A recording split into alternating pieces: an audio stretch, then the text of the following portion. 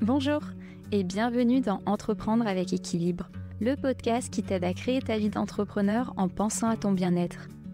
Pris dans nos projets pro et le rythme palpitant de la vie d'entrepreneur, parfois on s'oublie.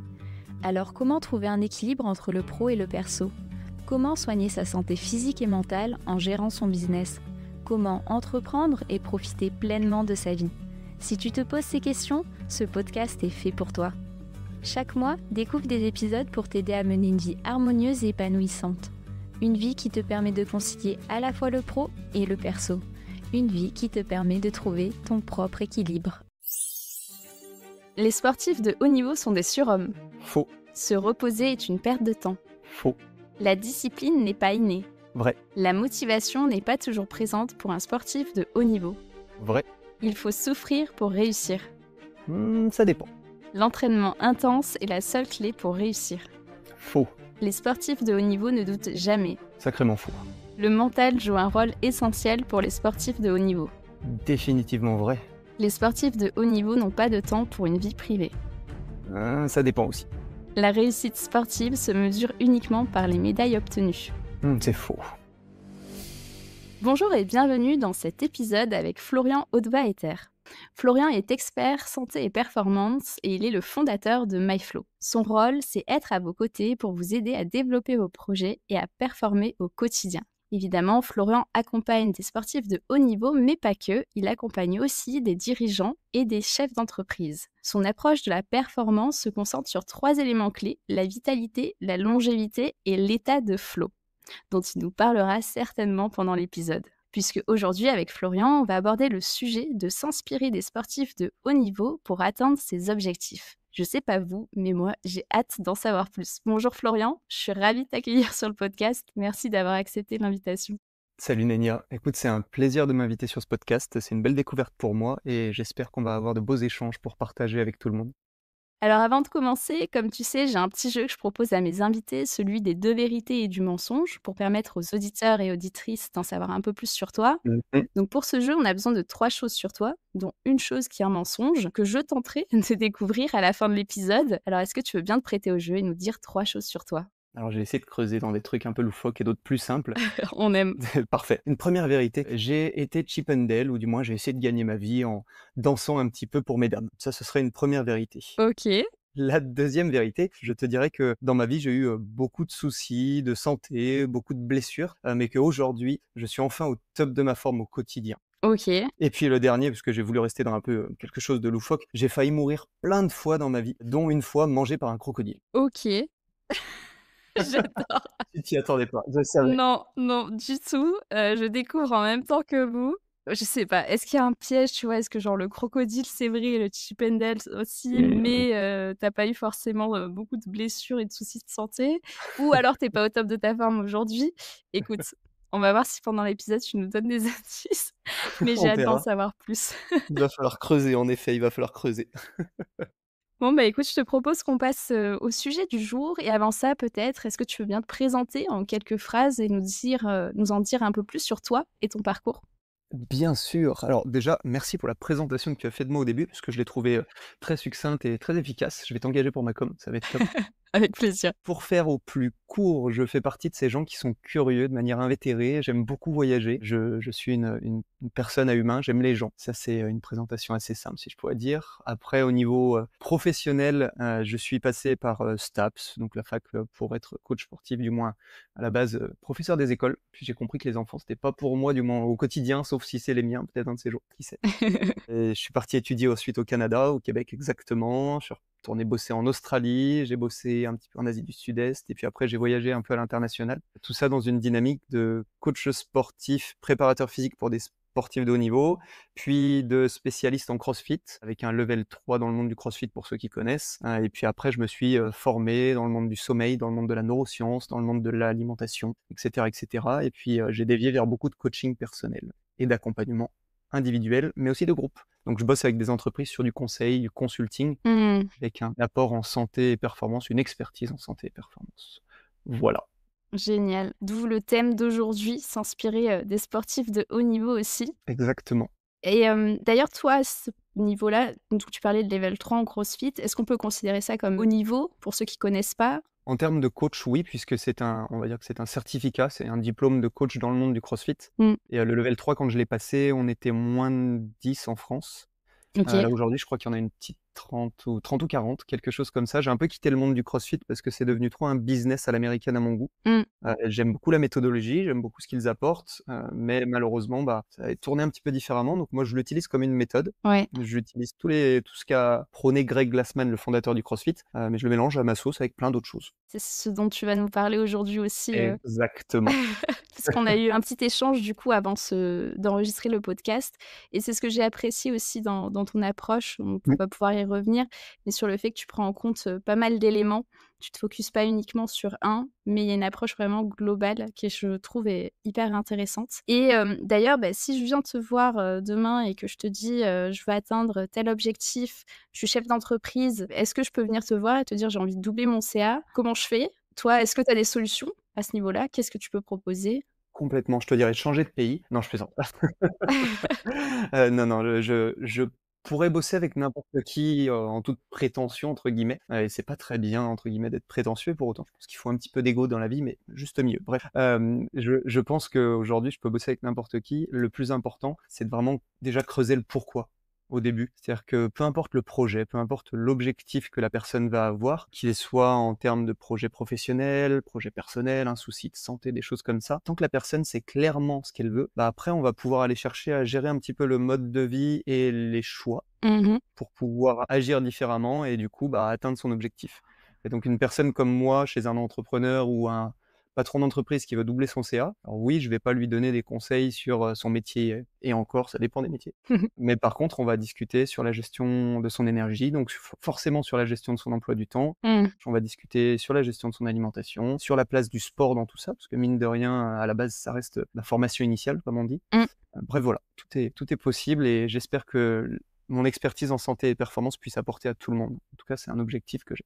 Du coup, les dirigeants, chefs d'entreprise qui viennent te voir, Mmh. est-ce que c'est avec ce genre d'objectif ou est-ce qu'il y a d'autres objectifs? Non, alors je dirais que c'est rare, Ouais. il y a souvent des objectifs en dessous qui sont ceux-là, surtout pour les dirigeants de TPE, PME. Sur les grosses boîtes, c'est l'inverse. Les grosses boîtes, les dirigeants de grosses boîtes avec qui je travaille, en fait, ils veulent se retrouver Mmh. et où ils veulent déléguer parce qu'ils ont pas le temps. Ils sont en train de perdre la santé pour certains d'entre eux. Ouais. J'ai bossé avec des gens qui sont venus me voir après des AVC régulièrement. Ah oui.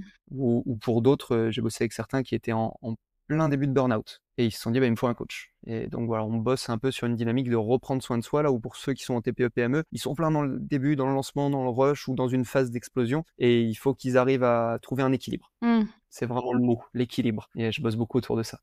C'est un mot qui me parle.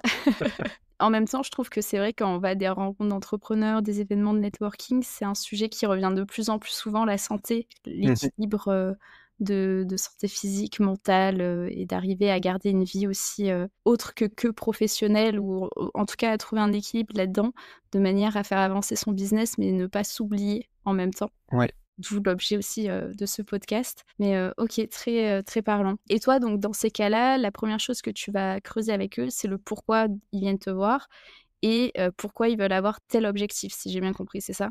Exactement, on va aller chercher le, voire les pourquoi.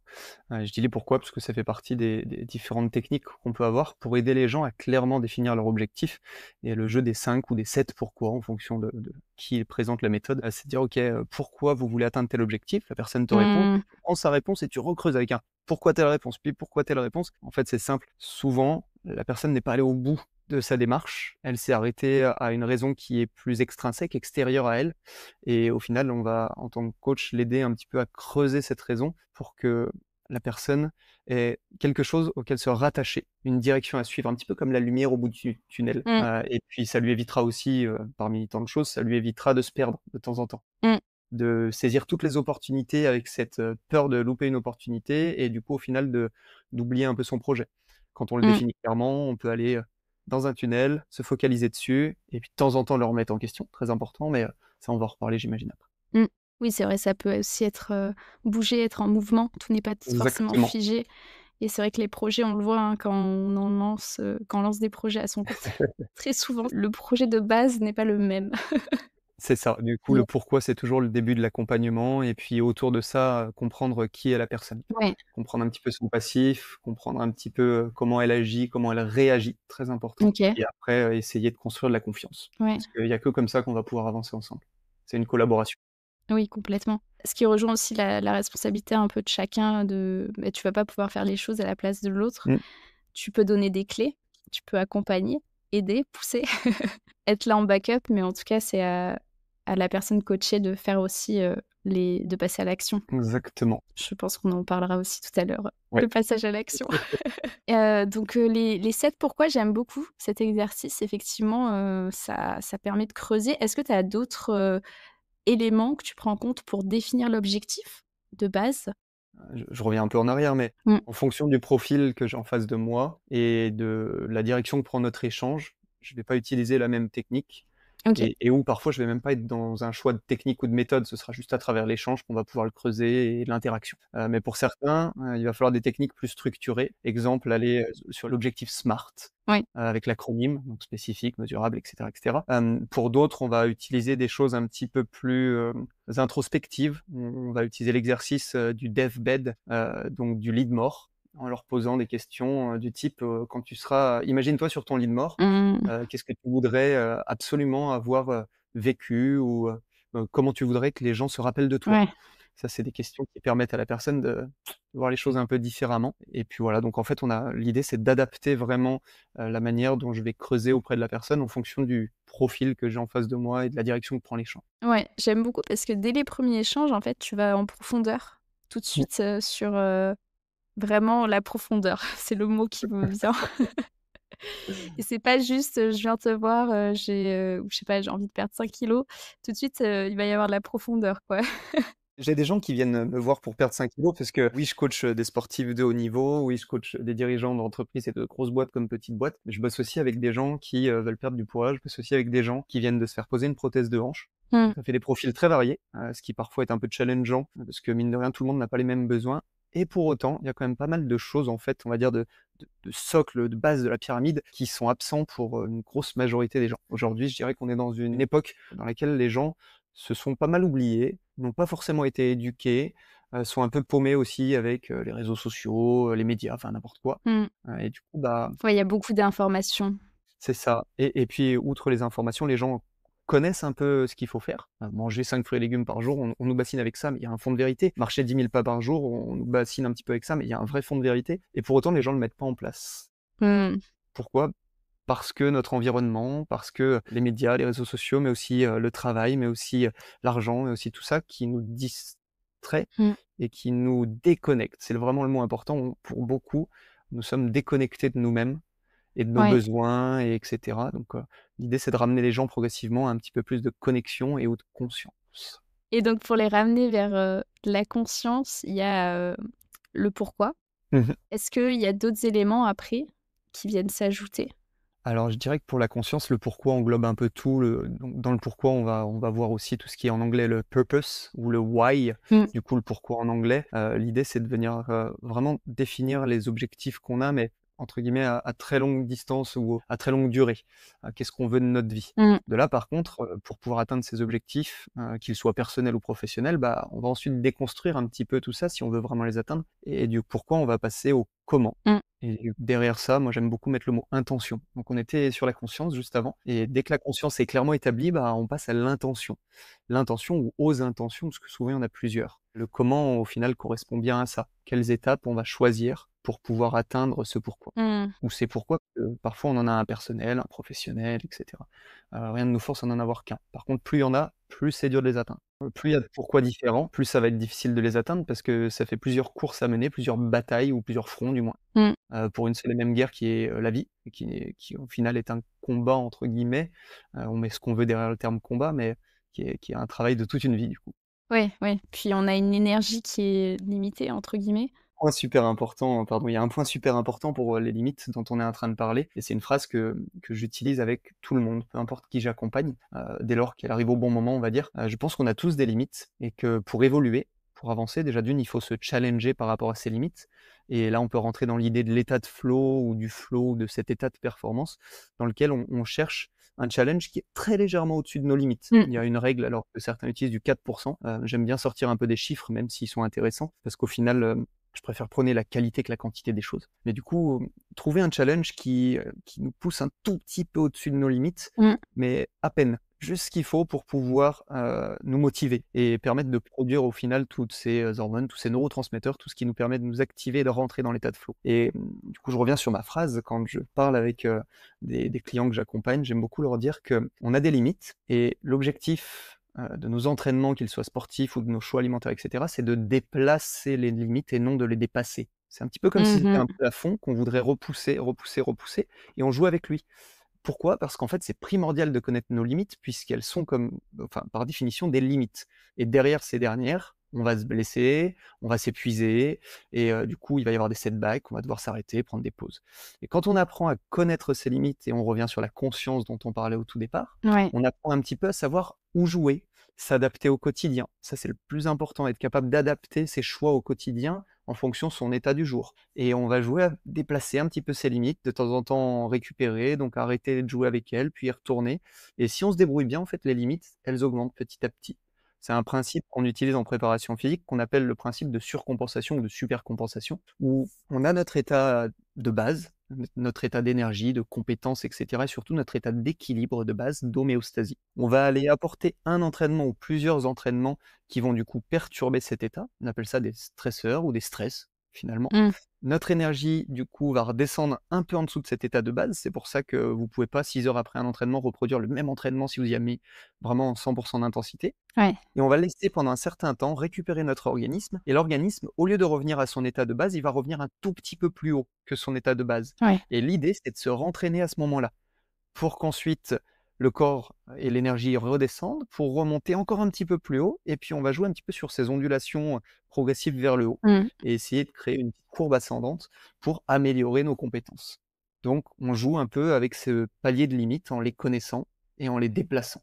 Et c'est comme ça, du coup, que tu peux, aussi atteindre des objectifs de plus en plus haut, sans perdre pied et sans se fracasser, quoi. Mmh. Exactement. Parce que j'imagine, c'est ultra important ça pour des sportifs, par rapport aux blessures qui peuvent être fatales ou qui peuvent être, ultra, compliquées, à soigner après, quand on se blesse gravement. Oui. Et que c'est juste une des techniques du coup pour, éviter justement d'avoir ce point de rupture. Alors la blessure, elle arrive très souvent chez le sportif de haut niveau, plus qu'on ne le pense. Ouais, OK. Et elle arrive juste à, on va dire, à différentes intensités. Ouais. Il y a des petites blessures sur lesquelles on peut continuer de s'entraîner, de bouger et cetera. Et il y a les grosses blessures qui là, bah, vont forcer des pauses, voire même des opérations ou je ne sais quoi et du coup qui vont forcer à remettre les projets un peu plus tard, à les envisager différemment, voire pour certains projets parfois et ça peut arriver, à annuler ce projet-là et puis Mmh. à se lancer sur autre chose. Ce qui est important de se dire, c'est qu'à chaque fois, quand quelqu'un qui est un sportif de haut niveau vient se retrouver bloqué dans son projet à cause d'une blessure, il faut tout de suite, en mon sens, aller travailler avec cette personne sur le mental dans son sens global, Mmh. et venir échanger avec elle déjà pour, en premier lieu, en mon sens, lui permettre d'exprimer ce qu'elle ressent. Parce qu'il faut pas le garder, il faut pas qu'elle le garde pour elle, il faut pas qu'elle garde au final toutes ses émotions au fond d'elle et d'ailleurs les émotions, il faut surtout pas les garder au fond de soi. Elles sont faites pour être sorties, sinon ça devient des humeurs et c'est pas bon sur le long terme. Mmh. Une émotion, elle se vit tout de suite. Comme les animaux, si tu regardes bien, les animaux vivent leurs émotions, puis après, souvent ils se secouent ou les chiens éternuent pour dire: «J'ai fini, je suis plus en tension, je pars à autre chose». Nous, on a tendance à trop les garder au fond de nous. Du coup, bah, exprimer ses émotions et permettre à cet athlète d'exprimer ses émotions et puis après bosser avec la personne, sur une mise en perspective. Regarder un petit peu ce qu'il va pouvoir ou ce qu'elle va pouvoir continuer de faire. Regarder un petit peu du coup, bah, quelles sont, on va dire, les failles ou les faiblesses qui n'ont pas été travaillées et s'il y a possibilité de les travailler. Ou alors, mettre plus d'énergie du coup, si c'est plus dans l'entraînement, si blessure il y a, bah, dans l'alimentation ou dans le sommeil ou dans d'autres choses. Mmh. Et contourner le problème pendant qu'on vient quand même bosser sur le problème pour essayer de se réparer, de se remettre en jeu et cetera. Puis après, bah, si besoin, on révise l'objectif. On le revoit, que ce soit en termes de durée ou, technique d'objectif lui-même et cetera. J'ai l'impression là, par rapport à ce que tu dis, que l'acceptation, c'est un point clé aussi Mmh mh. pour, dans les entraînements et dans l'atteinte des objectifs. Ouais. Parce que tout ne se passe pas forcément comme prévu. Tu disais par rapport aux émotions, le fait d'accepter, mais aussi par rapport au fait si on se blesse, de repousser un petit peu peut-être les deadlines ou de prendre un chemin différent que celui qu'on avait en tête, initialement. Exactement et pour faire du coup un parallèle avec les entrepreneurs ou dirigeants d'entreprise et cetera, parce qu'au final aujourd'hui l'idée c'est de mettre en avant le fait qu'on est tous sportifs de haut niveau en soi dans notre propre projet, dans notre propre vie et cetera. C'est-à-dire qu'on essaye d'accomplir certaines performances ou d'atteindre certains résultats, Mmh. pour faire très simple et du coup, bah, on va très souvent dans la vie, que ce soit personnelle ou professionnelle, sportive ou dans nos objectifs du moins, se retrouver face à des murs ou des challenges. Certains le voient comme des murs, ça les bloque complètement, d'autres le voient simplement comme un escalier un peu plus grand que prévu, d'autres comme une montagne à gravir, enfin, chacun image comme il veut. Mais on va souvent se retrouver devant ça et c'est primordial, quand on veut atteindre les sommets, si on peut rester sur cette métaphore, d'apprendre à travailler sur son mental, sur, la perception des choses, sur la manière dont on va aussi considérer les choses. Parce qu'au final, j'ai une phrase que j'aime beaucoup qui dit que un problème n'est un problème que lorsqu'on le considère comme un problème. Mmh. Parce que ce qui est un problème pour toi n'en sera peut-être pas un pour moi. Ouais. Et du coup, bah, si on vient changer un petit peu son point de vue, si on vient changer un petit peu aussi son état d'esprit, si on vient changer un petit peu, on va dire que ses caractéristiques mentales ou ses capacités ou la manière dont on fonctionne, je cherche mes mots là, sur ce coup-là, et ben, on peut aborder la vie différemment et surtout faire face. Et savoir faire face, bah, c'est ce qui va permettre à certains de continuer d'avancer et c'est ce qui va en laisser d'autres en touche, parce qu'eux, ils sauront pas faire face à l'instant T. Mmh. Et ils vont prendre du retard ou des choses comme ça. Et pareil dans l'entreprise, on sait que rien n'est linéaire, tout est il y a t entre guillemets, «tout est fait de haut, de bas, voire même de cycles». Moi, je Ouais. pense que beaucoup de choses sont faites de cycles, mais qui ne se répètent pas de la même manière. Donc j'aime bien envisager une tornade qui monte. On est à peu près sur le même point, mais d'une manière différente, à un autre état. Ouais. Plus on accepte ça, bah, plus on va pouvoir se dire: «OK, bah, là, je suis en train de bosser pour aussi anticiper le "et si alors?" Et si, ma boîte ne fait pas de chiffre d'affaires pendant 3 mois, alors comment je vais gérer ça?» Et Mmh. ça, c'est une phrase très importante avec les sportifs de haut niveau. On bosse très souvent en amont sur le «et si alors?» Et si dans 6 mois, on OK. n'a pas atteint nos objectifs, alors? Et si, Mmh. j'ai une médaille d'argent au lieu d'avoir une médaille d'or, alors? Et si je me casse une cheville juste avant de partir sur mon championnat du monde, alors? Et Mmh cetera. mh. Est-ce que tu dirais du coup que c'est important d'avoir des plans, B, C, D, parce qu'il y a un peu cette, idée reçue des fois dans l'entrepreneuriat ou du moins, cette idée qui est, diffusée largement diffusée du fait qu'on devrait brûler tous nos bateaux et ne pas forcément avoir de plan B pour, rester justement focus sur un objectif et pas avoir d'autre choix que de réussir. Mmh. Est-ce que toi tu dirais que du coup c'est quand même important de garder à l'esprit «et si?» Ouais. Ça se passe pas comme prévu, d'avoir du coup des plans de secours? Alors, je serais pas catégorique en termes de réponse sur cette question. Je pense que ce sera toujours important pour certains sujets d'avoir des plans B. Mine de rien, un plan B permet de se retourner plus vite. Ce qui ne veut pas dire qu'on peut pas mettre notre focus à 100 sur le plan A. C'est-à-dire que dès Mmh. que le plan B est défini, hop, on le met de côté et il a plus notre attention. Il est juste là pour nous sécuriser un petit peu, pour nous permettre d'avoir une issue de secours si jamais et puis une issue de secours rapide. Parce que parfois, on veut aussi être réactif dans le monde du business, on va penser, à investissement ou des choses comme ça. Parfois, il faut savoir prendre les bonnes décisions assez rapidement. C'est vraiment d'ailleurs l'une des qualités qu'ont, selon moi, les plus grands dirigeants d'entreprise. Du coup, je suis pas catégorique sur ça. Pour autant, je pense que ce travail sur les scénarios «et si alors», comme on dit si bien, il est primordial au début de l'accompagnement ou au début du lancement d'un projet, dans la première année, les 2-3 premières années. Et puis petit à petit, ça vient de permettre à la personne de créer un état d'esprit dans lequel, il va comprendre que il y a pas d'obstacle insurmontable. Mmh. Il y aura toujours d'autres solutions et ça va permettre à cette personne aussi de plus rapidement développer des solutions ou développer de nouveaux chemins, choisir de nouvelles directions qui vont permettre de contourner le problème. Donc en fait, c'est un entraînement. Ouais, arriver à faire face au changement. Exactement, et savoir faire face au changement, donc être adaptable, je reviens sur ce que je disais tout à Ouais, l'heure, ouais, le et changement qui est inévitable. Mmh. exact, et au plus rapidement possible, sans pour autant être dans la réaction.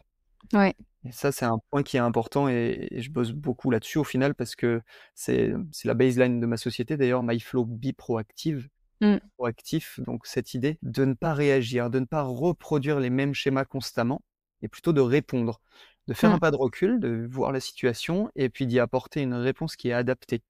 Et c'est ça vraiment l'idée derrière, le mot qui est proactif, comme on l'utilise beaucoup aujourd'hui, qui est un néologisme, où on essaye au final de s'adapter et de répondre aux situations. Ça fait sens, ce que tu dis, avec le fait d'être adaptable aussi, et dans le monde du business, il y a tellement d'imprévus à chaque fois. En étant proactif, du coup, on anticipe un petit peu, même si je dirais qu'il faut pas être dans l'anticipation constamment, mais on prend l'initiative de l'action avant aussi d'en avoir besoin. Ouais, Et donc en fait, on s'entraîne, on prépare les futurs scénarios, entre guillemets, «au coup de feu». Ça y est, il y a un feu ici, qu'est-ce que je fais? Il y a un départ d'incendie là-bas, qu'est-ce que je fais? ouais. Comme le font les pompiers, au final. Ça me fait penser à une invitée aussi qui, mettait cette nuance sur le fait de garder ou reprendre son pouvoir. Pas forcément être dans le contrôle, mais dans le pouvoir de sa réaction. Ouais. Et ça rejoint, je trouve, ce que tu dis, exactement. Donc tu nous disais par rapport au fait d'être adaptable, que le mental joue un rôle important là-dedans. Quelle est la part du mental là-dedans? Parce que si je refais le parallèle avec des sportifs de haut niveau, il y a aussi l'entraînement physique, Mmh mh. il va y avoir aussi l'hygiène de vie. En même temps, est-ce qu'il y a une, recette un petit peu, d'équilibre ou est-ce que ça va être propre à chacun? Comment on arrive à définir son équilibre là-dedans? Est-ce que là-dessus tu aurais des pistes à nous donner? Ouais, le mental, pour les sportifs de haut niveau comme pour les dirigeants, va être, on va dire l'une des 2 qualités principales à développer. Comme je disais juste avant, donc on a le mental, on a l'esprit et au final, si on regarde bien, parce que selon moi tout va par 3, le troisième point, c'est le corps et OK. on va venir travailler les 3, mais surtout de manière consciente et réfléchie, les 2 principaux, le mental et le corps. On travaille le corps à travers le sport, à travers l'alimentation, à travers la récupération, à travers une gestion de l'environnement, et on va travailler à côté de ça le mental, mais on va le bosser aussi à travers l'alimentation, on va le bosser à travers le sport, on va le bosser à travers la récupération et cetera. On va juste apprendre à développer certaines qualités, au final, qui vont nous permettre d'atteindre des niveaux encore plus élevés de compétences, de performance et du coup peut-être de surpasser certaines personnes si on est dans le monde du sport et que le but c'est de surpasser certaines personnes, Mmh. ou d'atteindre nos objectifs si on avait des objectifs qui étaient concrets. On en revient au fait de trouver un équilibre dans tout ça. J'aime bien aussi cette distinction au final avec le corps physique qui a besoin aussi d'être, chouchouté, tu vois? Qui a besoin qu'on prenne soin de lui aussi et l'un ne va pas sans l'autre au final. Ouais, c'est c'est des distinctions que j'ai pas créées moi-même, hein. Il y a des gens comme Eckhart Tolle, par exemple, qui en parlent beaucoup, donc dans des bouquins comme Le pouvoir de l'instant présent, que j'aime beaucoup, conseiller aux gens, et pour autant je leur dirais: «Bah, lisez la moitié puis ça suffira déjà bien, sinon à la fin vous allez vous ennuyer à tourner en rond». Le mental, en effet, se travaille et c'est pour ça qu'on a des préparateurs mentaux aujourd'hui qui accompagnent les athlètes parce que, dès lors qu'on veut passer un vrai step en termes de performance, il faut bosser le mental spécifiquement et il faut intégrer la préparation mentale dans la préparation sportive et cetera. Mmh. Quelqu'un qui n'a pas bossé sur sa préparation mentale, en mon sens aujourd'hui, ne pourra plus atteindre des niveaux internationaux, à moins qu'il ait été formaté étant plus jeune par ses parents et en fait en soi, ou par ses entraîneurs ou autres, hein, mais en soi, il a déjà eu la préparation mentale en amont. Mmh. Donc il a, on va dire, un petit jeton d'avance sur les autres, mais le mental, c'est quelque chose qui s'entraîne autant que le physique. De mon côté, je suis pas préparateur mental, j'ai fait des formations dans ce domaine-là. J'ai fait des formations sur le mindset aussi, donc l'état mental, on va dire et pour autant, bah, au bout d'un moment, je délègue quand même à d'autres gens plus spécialistes, mais on le bosse à chaque entraînement. Mmh. Le mental, c'est: «OK, on est venu à l'entraînement, on a constaté que telle ou telle chose s'est passée, bah, on se questionne sur pourquoi on a réagi de la sorte. On se questionne sur, dans quel état d'esprit on est arrivé à l'entraînement. Quand on a mangé telle ou telle chose alors qu'on avait prévu de manger autre chose, on va se questionner sur ce qui s'est passé au niveau des émotions. Bref, le mental en fait, il se réfléchit constamment, Mmh. sans partir dans l'extrême du: «Je suis toujours en train de remettre en question mes actions». Parce qu'au final, du coup, en remettant toujours en question, on a on casse un petit peu sa confiance en soi et c'est primordial d'avoir un peu de certitude et un peu d'engagement dans certaines choses et à tout remettre en question, au final, on peut plus s'engager. Mmh. Mmh. Et d'ailleurs, ce qui se passe beaucoup chez la majorité aujourd'hui des entrepreneurs ou même des humains dans l'ensemble dans nos pays, on va dire développés, c'est qu'on a tellement de choix dans tellement de domaines qu'on se perd à toujours se poser des questions, à se demander si, dans le menu j'ai pris le bon plat parce qu'il y avait trop d'options, si on s'engage plus dans les choses et l'engagement d'ailleurs sera l'une des clés, je pense, pour un dirigeant d'entreprise ou autre, pour réussir. Mmh. C'est d'avoir confiance en le projet qu'il a choisi et en, du coup, la dynamique qu'il a choisie, donc les étapes, le comment dont on parlait tout à l'heure, les intentions, Ouais, c'est ce que j'allais dire. L'intention, ouais. de plonger dedans à fond et puis de temps en temps, par contre, de se mettre un point étape sur son agenda en se disant: «OK, là, tu te poses pendant 2-3 jours, tu vas marcher en montagne, tu vas te balader au bord de l'océan, tu le fais si possible tout seul ou toute seule. Avant ça, tu questionnes 2-3 personnes que tu connais pour pouvoir faire naître des questions au fond de toi. Mmh. Parce que ça, c'est important par rapport à ton business, par rapport à ce qu'ils ont vu de toi ces derniers temps, te ta femme, ton mari ou ta famille ou ton, partenaire de business ou n'importe quoi. Et ensuite, tu pars et tu laisses ces questions, travailler au fond de toi, sans les forcer et généralement en 2-3 jours, ça te permet de remettre en question le projet et de te dire: «OK, je suis toujours aligné Mmh. avec mes valeurs, avec mon projet et cetera. L'environnement dans lequel je suis, le monde et cetera est toujours aligné». C'est-à-dire qu'il y a pas quelque chose qui vient de se mettre en plein milieu de ma route et qui fait que, bah, faut peut-être que je revoie le projet. Mmh. Donc je replonge dans le process qui était décrit ou alors, bah, non, on remet tout, sur le papier, on change le comment, on change la direction qu'on va prendre et les étapes Mmh. et cetera. Ça, c'est un vrai exercice que j'encourage, tous les dirigeants d'entreprise avec qui je bosse à faire Yes. au moins tous les 3-4 mois, voire tous les 6 mois. Prendre vraiment un temps pour faire un step de recul et se poser les questions: «Est-ce que je suis toujours alignée avec ce que je fais?» Revenir à son pourquoi, ses intentions, ce dont tu nous parlais, au début de l'épisode, ouais. Et puis l'anticiper, c'est super important et d'ailleurs c'est l'une des clés au final qui fait qu'avec pas mal de personnes, on arrive à du résultat, du moins dans l'accompagnement. On sait que les entrepreneurs et les patrons d'entreprise, mais aussi, les mamans, les papas, tout le monde, sont aujourd'hui un petit peu débordés dans la vie qu'on a. On a trop de choses, trop de sollicitations, trop de distractions et du coup, bah, le temps passe. Mmh. Comme on le dit si simplement, le temps passe et à un moment, on regarde la montre ou on regarde le calendrier puis on se dit: «Waouh, putain, c'est déjà telle date» et si on n'avait pas anticipé une date pour, telle action, Mmh. bah, malheureusement, souvent, celle-ci, elle passe un peu à la trappe parce qu'on se laisse prendre dans notre roue de hamster. Donc si on en fait une vraie priorité, même si c'est pas urgent, ce sera important, la matrice, important, Ouais. urgent et cetera que tu connais certainement et ben, si on l'a pas anticipé un petit peu, généralement, on ne trouve pas de place Mmh. pour ce temps-là, sauf si on n'est pas bien, sauf si on est un peu limite burn-out ou autre et là, forcément, bah, on fait de la place. Ouais. Donc ça, c'est une chose que j'anticipe. Là où sur d'autres choses, j'essaie de faire en sorte que les gens ne soient pas dans l'anticipation parce que sinon ils sont constamment dans le futur. Et j'essaie de les encourager à revenir un peu plus dans le présent et la conscience est là, elle est dans le présent, elle est pas ailleurs. Au final, tu parlais de remise en question, mais je le vois aussi comme, de l'introspection Mmh. et je trouve que c'est quelque chose qui ressort vachement quand tu lances ton business et que tu gères ton entreprise. Je trouve que de facto, tu es amené à avoir une introspection parce que tu vas te retrouver face à tes peurs, tu vas te retrouver face à toi-même, en fait. Enfin, il y a vraiment tout qui ressort, à la fois les forces, les faiblesses et je trouve que c'est important de se connaître soi-même. Là, dans ce que tu disais, je trouve que ça rejoint beaucoup ça aussi, dans l'atteinte d'objectifs, d'avoir une certaine, connaissance de soi qui est importante au final, avec le ou les pourquoi, avec les intentions et qui ramène à la fois, ouais, ce côté savoir qui on a envie d'être. Je suis tout à fait d'accord et ce que tu dis pour moi est valable surtout pour les entrepreneurs, type auto-entrepreneurs et autres et puis les TPE. Déjà dans les PME, ça se discute un peu plus, Mmh. puis dans les grandes entreprises, ça se discute encore plus parce qu'au final, on n'est plus du tout dans les mêmes modèles. Oui, On n'est plus dans les mêmes fonctionnements et c'est vrai. il suffit de prendre l'exemple simple des valeurs de l'entreprise. Ça, c'est quelque chose qui se réfléchit, qui est important et si tu regardes bien sur les tout petites entreprises, les auto-entrepreneurs et autres, souvent, les valeurs de l'entreprise sont les valeurs du patron ou de la personne. Mmh. C'est la personne essaie d'exprimer ses propres valeurs à travers, du coup, sa passion ou le business qu'elle a choisi et cetera. Là où quand on va commencer à scaler en plus grande en quantité ou en plus gros volume ou avec plus de personnes, l'entreprise, elle va avoir pris une nouvelle direction et généralement, on pourra plus exactement être aligné avec ses valeurs personnelles et il faudra accepter qu'il y ait une petite scission qui se fasse et que le bébé devienne grand. Au final et ça veut pas dire qu'on ne pourra pas continuer de s'en occuper comme un enfant. Au début, les parents voient beaucoup le bébé comme eux-mêmes, puis petit à petit, le bébé devient un jeune adulte et cetera, il devient lui-même. Ouais. Il se divise. Bah, c'est pareil pour l'entreprise. Il faut on parlait de l'acceptation tout à l'heure, il faut accepter ça et du coup, bah, se dire qu'au début, on avait commencé dans une dynamique qui était telle direction, puis à un moment, il va falloir prendre, un nouveau chemin Mmh. qui sera pas forcément opposé au nôtre. Au contraire, si on veut rester dans la boîte, il va falloir qu'il soit quand même similaire à notre personne, nos valeurs et cetera, Mmh. mais qui pourra pas être 100 le même. On en revient à ce que tu disais, l'acceptation et l'adaptabilité et accepter le changement. Mmh. C'est ça et j'espère pas être parti trop loin parce que du coup, je suis divisé et j'ai tendance Non, non, à aimer t'inquiète. faire ça quand on discute avec des gens que j'aime bien. Ah mais j'adore. Petit aparté, c'est pile ce que j'ai besoin d'entendre, C'est vrai?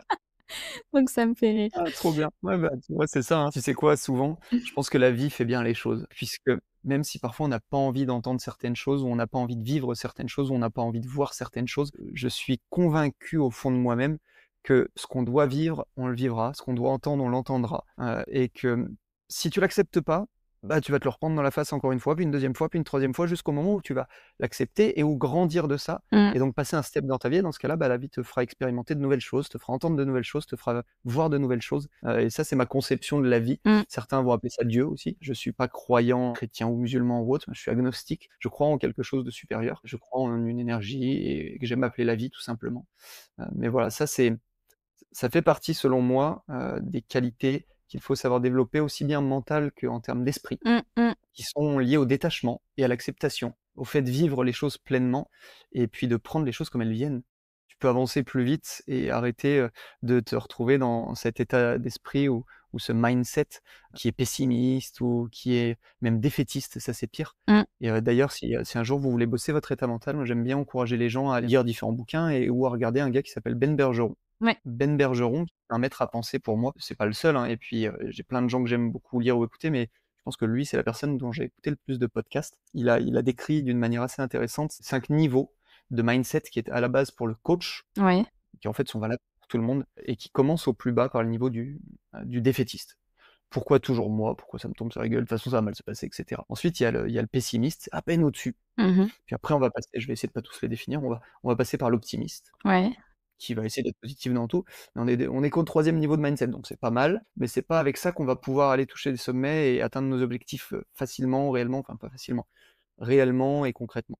Mmh. Après ça, du coup, il va y avoir le réaliste. Ouais. Le réaliste prend les choses comme elles viennent et puis, bah, il fait avec. Bon, bah, OK, c'est comme ça, allez, on avance. Et puis après, il y a ce que lui appelle le compétiteur curieux. J'aime beaucoup, cette association de mots, il y a plein d'autres manières de le dire, le warrior, le combattant aussi. C'est une personne qui a un état d'esprit suffisamment développé pour se dire: «OK, envoie, vas-y la vie, envoie-moi des challenges parce que tes challenges, je vais les utiliser comme des trampolines. Je vais m'enfoncer un petit peu, puis je vais repartir plus haut. Et puis je vais m'enfoncer encore un petit peu, puis je vais repartir encore plus haut. Et je vais prendre cette énergie que tu me donnes, qui sur le coup va m'écraser un peu, puis je vais la redonner fois 10, fois 20, fois 100. Et cet état d'esprit-là sera l'état d'esprit que j'encourage tout le monde à développer sur le long terme. Mmh. Et il y a des qualités qui vont avec ça, des qualités mentales, intrinsèques et autres. C'est long, ça prend du temps, c'est pas durable, je pense que ça se travaille toute sa vie. On peut pas être dans cet état d'esprit de compétiteur curieux tout le temps. Mmh. Personnellement, j'essaye de l'être et pour autant, il y a des jours dans la vie où je vais être pessimiste. Ça peut m'arriver. Ouais. Ça, c'est des phases souvent où quand je commence à l'être ou que ma chérie me dit: «Bah, là, en ce moment, tu te dénigres un tout petit peu plus que d'habitude», là, je me dis: «Ah, je dois être crevé. Mmh mh. Je dois être fatigué, il va falloir aller récupérer Florian», donc un petit week-end de pause ou une demi-journée où je vais aller marcher, puis finir par un bain chaud avec du sel d'Epsom parce que ça me fait du bien ou à l'inverse un bain froid parce qu'il va me ramener dans le présent et que j'adore les bains froids et que j'encourage tout le monde à faire des bains froids dans sa vie pour travailler son mindset et pour travailler sa santé physiologique. C'est l'état d'esprit vers lequel je pousse tout le monde à tendre et après il faut accepter qu'on peut pas être tout le temps dans cet état d'esprit. Oui. C'est pas linéaire et que pareil, il y a des jours où on est plus fatigué que d'autres, où on va moins bien, où la vie nous en a mis tellement sur les épaules que, bah, merde, j'en ai marre, j'en ai ras le cul et allez tous vous faire foutre et dans 3 jours, bah, j'irai mieux. Mais là, pour l'instant, je vais mal. Et c'est bien de le souligner aussi. Mmh. Puisque justement, bah, tu en parlais tout à l'heure, mais avec tout ce qui est réseaux sociaux, les distractions qu'on peut avoir aujourd'hui, Mmh. il y a aussi un peu une façade de tout va bien, pour tout le monde tout le temps. Mmh. Même si on sait que c'est pas vrai, c'est ce qu'on voit à longueur de journée. Le cerveau interprète, c'est le pire. En fait, tout part du cerveau. Voilà. Et alors que c'est pas forcément le cas et pour personne, en fait. Et ça rejoint aussi dans les vrais faux, le fait que, bah, les sportifs de haut niveau, c'est pas des surhommes. C'est ni des surfemmes d'ailleurs, parce que j'aime bien Oui, ou essayer de faire de surfemmes. l'intégration. Mmh. Non, mais j'en rigole. Mais en effet, les sportifs de haut niveau sont des humains, comme toi, Mmh comme mh. moi.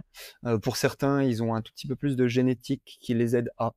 C'est certain. La génétique joue, mais aujourd'hui, la génétique, elle jouerait dans un tiers du résultat en moyenne. Là où les 2 autres tiers sont et ou de l'épigénétique, donc l'expression des gènes qu'on peut, elle, moduler, travailler, entraîner, et cetera et ou, de l'état d'esprit. Je pense que les 3 piliers, au final, de la performance sont un peu dans la génétique quand même. Mmh. L'épigénétique, donc tous les choix de vie qu'on fait au quotidien pour, changer la manière dont s'expriment les gènes et donc le corps, et cetera. Puis la troisième partie, c'est dans le mental, c'est dans le mindset. Mmh. C'est vraiment là que ça va se passer au final pour faire la différence entre les autres qui ont le même niveau que toi en termes de génétique, qui ont le même niveau que toi grâce à leurs, entraînements et cetera, donc l'épigénétique, Mmh. mais qui ont peut-être pas la résilience que tu as ou qui ont peut-être pas la capacité de gérer le stress de la même manière que toi ou de se retrouver face à une situation et de résoudre le problème plus rapidement et cetera. Mmh. Ça, c'est les trois grands piliers qui sont primordiaux à développer et ils se développent progressivement. La génétique se développe avec l'âge et après, avec l'entraînement parce qu'on peut optimiser le développement de sa génétique. Après, il y a l'épigénétique qu'on travaille, qu'on module par l'accompagnement, par des choix d'alimentation, de sommeil, et cetera. Et le mindset, bah, il se travaille tout au long de la vie, à travers les relations qu'on a, les parents, les amis, les frères et sœurs, et les coachs, les relations professionnelles, et cetera, les rencontres. Ça me donne envie de rebondir dans les vrais faux aussi. Je disais la discipline n'est pas innée. Tu disais ça, c'est vrai. Et la motivation n'est pas toujours présente pour un sportif de haut niveau. Tu nous as dit que c'était vrai aussi. Quel est le rôle du mindset là-dedans? Comment on peut apprendre à avoir de la discipline et faire face au moment où on va pas avoir de la motivation, mais la discipline va prendre le relais? C'est une super question parce que je pense que alors je vais essayer d'apporter une réponse concrète et je pense que ça peut apporter à beaucoup de dirigeants d'entreprise et ou beaucoup d'humains. Déjà la motivation. Il faut la voir comme un réservoir d'essence qui, généralement, si on a passé une bonne nuit et ou si on a bien récupéré dans son ensemble, donc qu'on a eu, une bonne nuit, qu'on a bien mangé, qu'on a vu des personnes qui nous font du bien, qui nous puissent pas notre énergie mais qui nous la donnent, bref, tout ce qui nous permet de récupérer, de retourner à notre niveau d'équilibre. Si on a bien récupéré, la motivation, elle se recharge. Souvent, c'est au matin. Mmh. Puis plus la journée, elle passe, plus elle diminue jusqu'au moment où on n'a plus de motivation. Donc il faut accepter ça et se rappeler déjà que, bah, le moment où on peut faire les choses les plus importantes, c'est souvent au début de la journée, parce que c'est le moment où on a le plus de motivation pour se forcer. Mmh. Et puis après, il faut comprendre que la discipline, qui arrive derrière la motivation et qui permet de tenir les actions là où on n'a plus de motivation, parce que ça arrive à tout le monde de ne plus avoir de motivation. Pour autant, ceux qui ne sont pas motivés, pour certains, vont ne pas aller au sport, par exemple, d'autres vont réussir à y aller. Et qu'est-ce qui fait la différence? Ce sera la discipline. Mmh. Et cette qualité, elle s'entraîne. La discipline, c'est pas inné. La discipline, ça arrive, entre guillemets, «parce qu'on nous l'a inculqué», déjà. OK. Et je parle souvent des parents et des enfants, mais parce qu'en fait, on sous-estime à quel point l'environnement nous impacte, d'autant plus quand on est bébé et quand on se développe. Du coup, la discipline, elle va nous être inculquée, mais aussi par les professeurs, parce qu'on oublie les professeurs, mais nos enfants aujourd'hui, ils passent plus de temps avec leurs professeurs ou avec leurs nounous qu'avec leurs parents, pour beaucoup. Ouais. Ça, c'est une chose. Je dis ça parce que je bosse beaucoup avec des enfants et des jeunes aussi. Du coup, la discipline se développe, elle s'entraîne, et puis pour l'entraîner, bah, on va faire des choix judicieux. On va essayer de pas trop s'en mettre sur la courge au début. On va mettre des objectifs qui sont petits, qui vont vraiment être réalisables et qu'on va pouvoir réussir, réussir, réussir. Ensuite, on va aller insister sur le fait de les avoir réussis, donc on va fêter ces petites victoires, on va se rappeler que c'est parce qu'on a été discipliné que ça nous a apporté du résultat. On va travailler au final autour de ça pour créer des circuits un petit peu de la récompense. Au final, dans notre cerveau, on va jouer sur la dopamine, sur des choses comme ça. Et puis ensuite, on va remettre en place d'autres choses qui seront peut-être un petit peu plus difficiles. On va jouer avec cette balance challenge et compétences, et on va créer une habitude d'avoir de la discipline pour que quand on va se retrouver face à une situation compliquée, là où on n'a plus de motivation ou là où tout va à notre encontre, on veut pas boire d'alcool et on a une soirée, tout le monde boit de l'alcool, bah, comment dire non? Mmh. Comment dire non? Bah, déjà, il faut être au clair avec ses objectifs personnels. On revient sur le pourquoi au début, parce que quand on est clairement au clair et aligné, bah, on dira plus facilement non. Et puis, il faut avoir développé un petit peu de discipline, cette capacité, au final, même quand on n'a plus de motivation, à dire non parce qu'on sait pourquoi on fait les choses et on sait pourquoi on va dire non. Mmh. Et puis après, si autour de ça, on a suffisamment de confiance en soi, d'estime de soi, de choses comme ça, bah, on n'aura pas honte de dire non parce qu'on sait qu'on va dire non à la demande des gens et non pas à la personne elle-même. Donc la discipline s'entraîne et elle s'entraîne de manière, régulière, méticuleuse et progressive. Est-ce que tu aurais un exemple d'exercice que tu proposes à certains de tes coachés pour, justement entraîner la discipline? Ouais, je vais reprendre le plus simple et que j'ai pas utilisé depuis très longtemps. Donc tu vois, tu me poses la question, ça va me faire du bien avec mes nouveaux clients. J'aime bien le one minute action, le une minute OK. action. C'est simple. On va choisir une action que tu te sens capable de faire, qui va prendre une minute, et pendant une, 2 ou 3 semaines, en fonction de la difficulté de l'action, de l'impact qu'elle peut avoir sur ta santé ou de qui tu es et ou de ce que tu veux aussi toi choisir de fixer. Parce que moi je suis là que pour te proposer des idées et puis t'encourager vers certaines dynamiques, mais tu restes la personne qui prend les décisions à la fin. Mmh. En fonction de ça, on va essayer de la réaliser tous les jours. Et si c'est pas tous les jours, au début, on va se mettre d'accord. OK, est-ce que pour toi, la réussite, c'est 5 jours sur 7, 6 jours sur 7? Mmh. Qu'est-ce qui vraiment, concrètement, selon toi, est une réussite? Comme ça, on sait ce qu'on va mesurer. Parce Mmh. que si on avait prévu tous les jours et qu'on fait 5 jours sur 7, on n'est pas bon. Mais si tu avais prévu tous les jours alors que tu te sentais déjà pas capable de base de le faire 7 jours sur 7, parce que tu sais que, je sais pas, tous les dimanches matins, c'est brunch avec la famille et que tu pourras pas le faire, bah, bref. Donc on met ça en place et puis une minute, c'est rien, ça fait pas trop peur aux gens. Mmh. Et si la personne, elle est capable de le faire, bah, soit c'est une personne qui est, dans le fonctionnement tout ou rien. Dans ce cas-là, on va très vite passer à des objectifs plus compliqués. Soit c'est une personne qui a un environnement compliqué à gérer ou qui a beaucoup de choses sur ses épaules ou qui est fatiguée ou autre, et dans ce cas-là, on va choisir une action un peu plus compliquée après, mais à peine plus dure. Je pense que c'est par là que ça commence, c'est de se mettre des petits challenges qui sont très peu nombreux, voire même souvent un, qui prennent peu de temps, peu d'énergie, peu d'attention. Le temps, l'énergie et l'attention, le TEA, le T en anglais, sont les 3 seules choses que tu possèdes vraiment et où à la place du A pour attention à la fin, parfois j'aime bien mettre amour. Le temps, l'énergie et ton amour, parce que c'est encore plus large que l'attention. Et on va le mettre en place au quotidien, on va le suivre, ça va être très important, parce que c'est ça qui va construire au fond de soi cette capacité de se dire: «OK, je peux le faire, je suis capable, je vais y arriver, Mmh. je réussis». De voir la réussite aussi et puis après petit à petit, on va rendre les choses plus difficiles et c'est vrai que, tu vois, même moi, parfois, je me reprends, parce que j'ai tendance à avoir plein d'idées pour accompagner mes clients. Ils arrivent, ils me donnent, Mmh. on fait un bilan complet de leur mode de vie, de leur santé, j'ai mon questionnaire complet, j'ai des testings et cetera. Puis j'arrive et j'ai plein d'idées et là, je me dis: «OK, par quoi je commence?» Puis je vais en proposer une et naturellement, je vais en reproposer une deuxième et souvent, j'essaie de m'empêcher en me disant: «Ouf, doucement», parce que là, tu as vu la personne dans son quotidien, là, elle en peut plus, elle est épuisée, elle vient de voir, elle est en burn-out. Mmh. Lui propose pas 2 objectifs, ça va pas marcher. Mmh. Mmh. Demain, on lui en proposera peut-être 2. Là, pendant 5 à 10 jours, un seul. Là, je bossais avec une personne il y a pas longtemps, elle marchait que 8 000 pas par jour. Je lui ai dit: «OK, l'objectif des 10 000 pas, il te fera du bien, parce qu'il aura plein d'impact. Il va te forcer à ressortir un petit peu plus en pleine nature, chose que tu aimerais faire. Mmh. Il va te forcer à marcher un petit peu plus, chose qui va délier un petit peu tes tissus. Il va te forcer à boire un peu plus parce que quand tu vas marcher, tu sais que tu auras ta gourde, tu as déjà préparé ton sac». Enfin bref et on va se mettre là-dessus pendant 10 jours, 10 000 pas, 10 jours et on check tous les jours et après on verra si on en met un deuxième. Ouais, au final, c'est, commencer par des petits objectifs réalisables et qui restent petits et en Mmh, même temps, dans ce que tu dis, qui sont pertinents. mmh. Trouver l'objectif le plus pertinent du moment pour encourager et ça coche pas mal de cases. Au final, après, on est tellement satisfait qu'on a envie de continuer et d'aller plus loin. Exactement et tu vois, dans ce que tu dis là, au final, et ce que je disais juste avant, on arrive dans l'idée de passer à l'action de manière Mmh. récurrente et donc disciplinée et je pense que c'est l'une des clés que les gens pourront sortir de ce podcast s'ils sont allés jusqu'à maintenant dans le podcast. C'est de se dire que, pour beaucoup d'entre nous, on a déjà une bonne partie des connaissances. Ouais. Du moins en ce qui dès lors qu'il s'agit de gestion du mode de vie, de la santé et cetera. J'ai pas tant de connaissances, de plus que les autres entre guillemets. Il y a plein de choses sur lesquelles on va bosser ensemble, où tout le monde sait qu'il faudrait dormir 7, 8, 9 heures, sauf pour certaines personnes, mais elles sont très rares, celles qui ont besoin de moins de 7 heures et pour autant, bah, qui le fait vraiment? Mmh. Le problème n'est pas dans la connaissance souvent, il est dans l'action et avant l'action, bah, souvent il est dans l'intention et ou dans la conscience. Les gens n'ont pas conscience ou ils n'ont pas bien posé leurs intentions et au final, ils ont pas bien défini leur schéma d'action. Mmh. Tout passe par l'action à la fin. Donc aujourd'hui, si les gens qui nous écoutent veulent retenir un seul truc, c'est de se dire que, bah, c'est bien, vous avez plein de connaissances et c'est top, continuez de vous renseigner, de vous éduquer et cetera. Pour autant, bah, parfois, il vaut mieux en savoir un peu moins, mais en faire un peu plus. Mmh. Parce que c'est par l'action que le résultat, il arrive. Ouais. Mais écoute, j'ai envie de dire, c'est un beau mot de fin. Oui.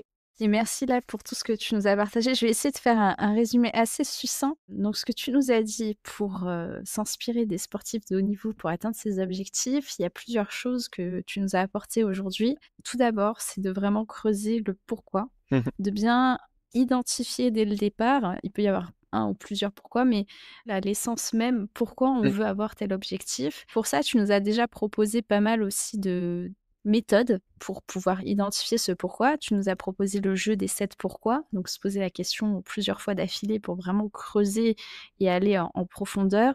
Tu nous as parlé du fait de fixer des objectifs SMART.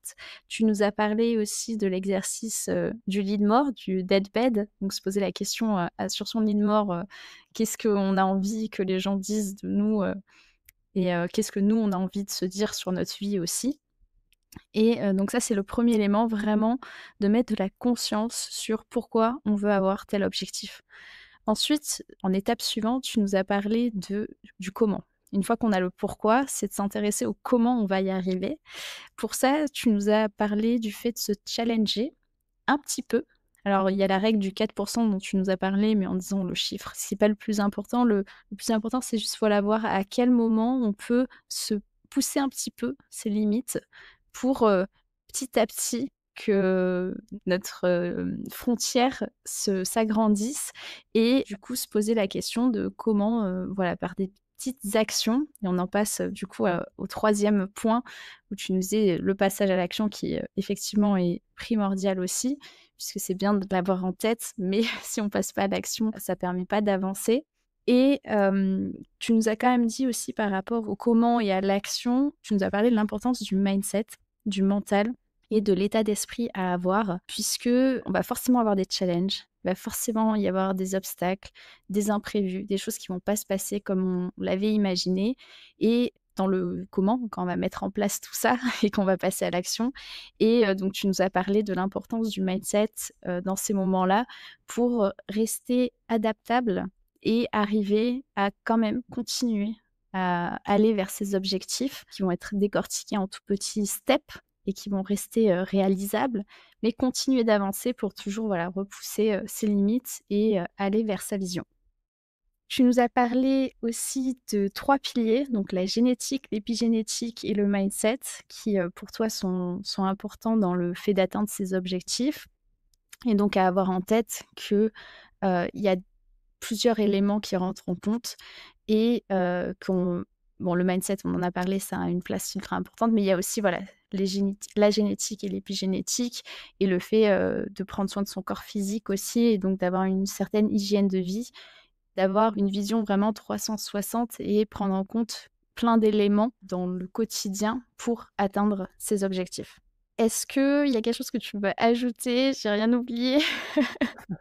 Ouais, bravo déjà parce qu'on a parlé de beaucoup de choses et mine de rien réussir à se rappeler de tout ça et du coup à remettre tout un petit peu dans une synthèse, c'est quand même un exercice compliqué. Bravo pour ça. Je fais une petite modif du début où le SMART, l'objectif SMART n'est pas quelque Ouais. chose de lié au pourquoi mais au comment. Le Mmh. SMART, on est déjà dans quelque chose d'un peu plus spécifique, du coup comme le dit le premier S, le S du moins, et donc on est dans le comment et ce pourquoi, comment, quoi, on le retrouve dans le Golden Cycle de Simon Sinek, qui est quelqu'un que j'aime énormément écouter et ou lire pour ses bouquins. Ça parlera peut-être plus aux entrepreneurs et aux patrons d'entreprise, puisque le Golden Cycle, c'est une manière de voir les choses pour pouvoir avancer clairement dans son entreprise et ou réussir. Donc allez voir la vidéo, je vous en parle pas plus pour ceux qui l'ont jamais vu. Mmh. Pour les autres, ça leur parlera. Et on retrouve donc derrière ce pourquoi, comment, quoi, la CIA. Vous pouvez garder ça en tête, la CIA, la conscience, l'intention et l'action. C'est ce que tu disais tout à l'heure. Ce sont pour moi les 3 étapes qu'il va falloir, mettre en place au quotidien et où c'est le petit triptyque de vie Mmh. par lequel j'essaye de vivre en partie. Après il y a d'autres choses derrière, hein, mais où j'essaie d'être en conscience de ce que je fais Mmh mh. et d'ailleurs, bah, pour être en conscience, il faut avoir de la place pour être en conscience. C'est-à-dire qu'entre 2 activités, 2 tâches de boulot, je prends une pause, 5 minutes, 10 minutes ou autre, je laisse la place à mon esprit. Je suis pas sur mon téléphone ou autre, je vais marcher ou boire un café ou n'importe quoi. Et je suis pas il faut sortir de la roue du hamster pour voir si on a produit «des calories» entre guillemets. Mmh Ça, mh. c'est ce qui permet la conscience. Ensuite, bah, après la conscience, il y a l'intention. Il faut poser clairement ses intentions parce que si on les définit pas, on sait pas trop où on va et puis surtout, on se perd. Mmh. On se perd, si on n'a pas défini le chemin, bah, c'est bien parce qu'on va jamais aussi loin que lorsqu'on ne sait pas où l'on va, c'est superbe et pour autant, bah, on a besoin de savoir où l'on va si on veut atteindre quelque chose. Mmh. Et puis finalement, bah, il y a l'action. C'est par l'action qu'il y a du résultat. On peut avoir tous les pourquoi et toute l'intention qu'on veut. Puis il y a des gens, ils ont des objectifs magnifiques, ils savent pourquoi ils veulent les atteindre, ils les atteindront jamais. Ils passent pas à l'action. Le cocktail, parfait avec les bons ingrédients au bon dosage. Et du coup, il est pas mal mis en avant par un gars que j'aime, du coup, je disais tout à l'heure beaucoup, qui est Ben Bergeron. Mmh. C'est pas nouveau, c'est pareil, c'est pas de moi, et pour autant, j'ai toujours adoré l'entendre parce que je l'utilisais déjà avec mes clients. Donc, bref, on peut être plusieurs à avoir cette même manière de voir les choses ou cette même Mmh. Mmh. méthodologie ou ce triptyque. Le but, c'est pas de se l'approprier, c'est de le partager. Bah, écoute, merci encore pour, ce beau partage et je te propose qu'on revienne au jeu des 2 vérités et du mensonge quand même. Oh, oh, alors là, moi j'ai Alors, adoré. si je récapitule, tu nous as dit que tu aurais été Chippendale, Ouais, que, tu aurais eu beaucoup de soucis de santé et de blessures et que maintenant, tu serais en bonne santé ouais, et que tu aurais failli mourir plusieurs fois, notamment mangé par un crocodile, des ouais. crocodiles. Alors moi, je dirais qu'une première vérité, Mmh. c'est celle où tu as failli mourir mangé par des crocodiles. Je vais t'expliquer pourquoi, tu vas me dire si c'est vrai ou pas, mais parce que Vas-y. tu as parlé du fait que tu as beaucoup voyagé, notamment en Australie et en Asie Ouais. et donc je me dis, il y a moyen qu'il te soit arrivé quelques aventures. Bravo, eh bah, bien vu, franchement belle analyse, de ma personne et de ce que je te disais. Ouais, j'ai failli être mangé par, 2 crocodiles au total même. Oh Un là en là. particulier, mais à deux moments différents parce que je travaillais dans une ferme de crocodiles au nord de l'Australie OK. et que, on va dire que les normes de sécurité n'étaient pas forcément respectées. D'ailleurs le patron de la boîte est actuellement en prison. Oh, Mais ça c'est autre chose. waouh. Mais voilà et c'est une un endroit très particulier parce qu'au final, on était 10% de voyageurs, backpackers. Mmh. On rentrait là parce qu'on connaissait un final du monde qui connaissait le patron, donc du piston. Mmh. Le reste, les 90% du staff, c'était des prisonniers de la prison de Darwin. Donc on bossait avec des prisonniers un peu stupides pour certains. D'ailleurs, l'un de mes potes québécois, s'il entend ce podcast, un de ces quatre, je sais qu'il va l'écouter d'ailleurs, il a été poussé par ces idiots de prisonniers dans un bassin avec 250 crocodiles. Donc lui aussi aurait pu y passer. Oh là Donc voilà. là! Bref, c'était un environnement un peu particulier. Waouh! J'ai la chanson, I'm a Survivor qui me vient en tête, tu sais? Tu pas la première à me la faire celle-ci, on me l'a déjà chantée plusieurs fois. Ouais. Comme je disais, j'ai eu plusieurs fois où j'ai failli y passer, il y a 2 ans ou 3 ans bientôt, hein. Je me suis fait taper par une voiture en moto, donc ça peut arriver à tout le monde. Personne s'était endormi et j'ai fini dans un ravin. Donc c'est Oh là pareil, ça fait là! partie des quelques fois où des choses comme ça se sont passées, où je me suis fait piquer par une guêpe au fond de la gorge alors que je suis allergique aux guêpes. En courant Ah en plus, donc le ouais! cœur tournait bien, le sang tournait à fond, donc c'était parfait. Bref, des cocktails comme ça, c'est marrant. Mais du coup, je dirais que tu as eu, beaucoup de blessures et que maintenant tu es en bonne santé, que c'est la deuxième vérité. La deuxième vérité, ouais, et bah, tu te trompes. C'est Tu te vrai. trompes, loupé. J'ai choisi de mettre le truc le plus simple, pour simplement passer un petit message à tout le monde. C'est que, alors oui, j'ai eu pas mal de problèmes de santé, j'ai eu des soucis même de santé mentale pendant des années, j'ai eu des troubles de l'alimentation. Mmh. Et pendant une longue période d'ailleurs, tout le monde me disait: «Putain, tu es sec, tu es super musclé, c'est génial, tu es en pleine forme» et cetera. C'était la période où je faisais, et de la bigorexie et ou de la boulimie et ou de l'orthorexie aussi, cette, passion, on va dire malsaine pour une alimentation super saine. Ouais. Je pesais tout, Waouh! j'étais nickel et autres, sauf que, bah, je mangeais pas assez du tout par rapport à mes besoins, donc j'ai eu des fractures de fatigue, je me suis pété un disque, je me suis fait mal, enfin bref. Et c'est le moment où les gens me croyaient le plus en forme parce qu'ils regardaient que le Mmh. physique et Ouais. ils oubliaient le mental. Donc ça, c'est un point important et du coup, bah, cette phrase, elle me permettait de dire aux gens aussi que c'est pas parce que vous bossez sur votre santé que vous allez forcément être tout le temps en santé ou en forme et Ouais. cetera. On peut avoir toutes les connaissances du monde et pour autant, bah, tu vois, moi, depuis ces problèmes, bah, je me traîne des problèmes d'intestin, Mmh. un petit peu dans le genre de l'intestin irritable, mais différent encore et qui parfois me clouent au lit pendant 4 heures. Mmh. Et ça peut m'arriver n'importe quand dans la journée, surtout quand je suis, un peu stressé ou trop dans le speed et que je rajoute du café par-dessus. Du coup, aujourd'hui, bah, oui, j'ai encore des problèmes, ce qui veut pas dire que j'ai pas envie de continuer de bosser sur ma santé parce que j'aime être encore plus en forme, j'aime me sentir bien, j'aime vivre, clairement. Mmh. Et ça m'empêchera pas de me boire une bouteille de rouge avec ma chérie ce soir. Mmh mh. Ouais, et ça, c'est important parce que je suis pas sportif de haut niveau, j'ai voulu l'être, j'ai choisi de plus l'être, j'ai choisi de vivre pleinement et on parlait de trouver son équilibre. Je le trouve à ma manière au quotidien comme tout le monde va le trouver à sa manière et si je veux pouvoir me permettre des excès, Mmh. donc de l'autre côté, après je vais réussir à équilibrer aussi, hein, attention, mais parfois, bah, oui, je vais être trop fatigué donc je vais me blesser au sport et ça arrive à tout le monde et il faut l'accepter et vivre avec ça. Merci pour, ce beau message. Ça me parle beaucoup ce que tu dis et parce que même par rapport au podcast, je vais m'intéresser à plein de sujets aussi de bien-être et tout, mais effectivement, ça veut pas dire que du coup, dans ma vie de tous les jours, l'équilibre, il est tout le temps là. Il y a des fois aussi où c'est des rushs complets et ce que tu dis, ouais, je trouve c'est important aussi de le dire et de montrer que voilà, même toi qui en fais ton métier, qui tous les jours, va conseiller des personnes sur ces sujets-là, Mmh, tu restes aussi un être humain et c'est l'équilibre, voilà, il est jamais acquis, en fait. ouais, C'est en constante, fluctuation mmh, et j'aime bien aussi ce que tu disais sur le fait de peut-être s'autoriser aussi à vivre, de pas toujours être, dans le contrôle ou dans la perfection mmh. ou du moins ce qu'on entend par ça et peut-être que c'est ça aussi, vivre, être, faire de l'ordinaire l'extraordinaire et s'autoriser à être imparfait. J'adore, excellent.